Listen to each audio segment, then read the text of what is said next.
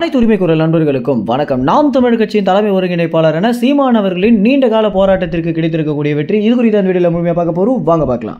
நாம் தமிழ் கட்சி ஆரம்பிச்சதிலிருந்து இப்போ வரைக்கும் அவங்களுக்கு இருக்கக்கூடிய மிகப்பெரிய போராட்டமே அவங்க நடத்தக்கூடிய ஒரு பொதுக்கூட்டம் அப்படின்னு சொல்லலாம். இந்த பொதுக்கூட்டத்திற்கு பார்த்தீங்கன்னா அவங்க காவலர்களிடம் மட்டும் இல்லாம ஒரு சில அரசு அதிகாரிகளிடமும் சிறப்பு அனுமதி வாங்கிய பிறகு அவங்களால எடுக்க முடிஞ்சிட்டு இருக்கு. இப்படி அவங்க மீறி ஒரு பொதுக்கூட்டத்தை நடத்திட்டாங்க அப்படின்னா நாம் தமிழ் கட்சியின் தலைமை ஒருங்கிணைப்பாளரான சீமான் அவர்கள் மேலேயும் சரி, நாம் தமிழ் கட்சியுடைய நிர்வாகிகள் மேலேயும் சரி ஏகப்பட்ட வழக்குகளை போட்டு குவிக்கிறதும், அதற்கு பிறகு அந்த வழக்குக்கு அவங்க நேரில் தான் ஆஜராகணும் அப்படின்னு கட்டாயப்படுத்துறதும் காலங்காலமாக பார்த்தீங்கன்னா வெளிவராத ஒரு உண்மையாகவே இருந்துட்டு இருக்கு.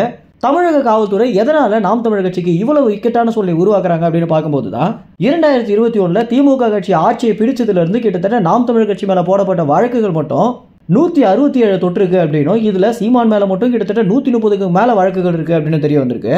இப்படி நாம் தமிழ் கட்சி மேல தொடர்ச்சியாக வன்மத்தை காக்கக்கூடிய திமுக கட்சியிடமிருந்து ஒரு பெரிய விடிவு காலம் நாம் தமிழ் கட்சிக்கு கிடைச்சிருக்கு அப்படின்னு தான் சொல்லணும்.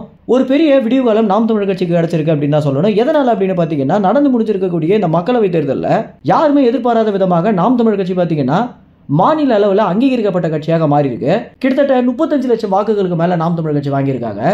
இதுலயும் குறிப்பா அவங்களுடைய சின்னத்தை பறிச்சதும், அவங்களுக்கு புதிய சின்னத்தை கொடுத்து அவங்க இவ்வளவு வாக்குகள் வாங்கியிருக்காங்க அப்படின்றது ஒரு வரலாற்று சாதனை அப்படின்னு எல்லா தரப்புல இருந்து பாத்தீங்கன்னா நாம் தமிழ் கட்சிக்கு ஒரு பெரிய ஆதரவும் வாழ்த்துக்களும் குவிந்த வண்ணம் இருந்துட்டு இருக்கு. இந்த ஒரு காரணத்தினால உச்சநீதிமன்றம் என்ன அறிவிப்பு போட்டிருக்காங்க அப்படின்னா மாநில அளவில் அங்கீகரிக்கப்பட்ட கட்சி அவங்க விருப்பப்படி எந்த இடங்கள்ல வேணாலும் பொதுக்கூட்டம் போடலாம், அதுக்கு அனுமதி தர வேண்டியது காவலர்களுடைய கடமை அப்படின்னு ஒரு தீர்ப்பு வெளியிட்டிருக்காங்க. இந்த ஒரு தீர்ப்பு அப்படின்றது நாம் தமிழ் கட்சியுடைய இத்தனை ஆண்டு கால போராட்டத்திற்கு கிடைத்திருக்கக்கூடிய ஒரு மாபெரும் வெற்றியாகவே பார்க்கப்படுது. நாம் தமிழ் கட்சியுடைய பொதுக்கூட்டங்கள்ல நிறைய மக்கள் சேர்ந்தக்கூடாது அப்படின்ற காரணத்தினால ஊருக்கு ஒதுக்குப்புறமாகவோ அல்லது ஆள் நடமாட்டமே இல்லாத ஏதாவது ஒரு பகுதிகளை போட்டு கொடுத்துட்டு வந்துட்டு இருக்காங்க. இதனாலேயே பாத்தீங்கன்னா நிறைய இடங்கள்ல நாம் தமிழ் கட்சியால ஒரு பெரிய கூட்டத்தை கூட்ட முடியாம இருந்துட்டு இருக்கு. இந்த ஒரு நிலைமை இனிமே மாறும் அப்படின்னு இந்த தீர்ப்பின் மூலம் தெரிய வந்திருக்கு. இதனால நாம் தமிழ் கட்சியில் இருக்கக்கூடிய ஒவ்வொரு நிர்வாகிகளும் பாத்தீங்கன்னா ரொம்பவே சந்தோஷப்பட்டுட்டு வந்துட்டு இருக்காங்க. மேலும் இந்த தகவல் குறித்து என்ன நினைக்கிறீங்க அப்படின்ற உங்க கருத்துக்களை கமெண்ட்ஸ்ல தெரிவிங்க. நன்றி, வணக்கம்.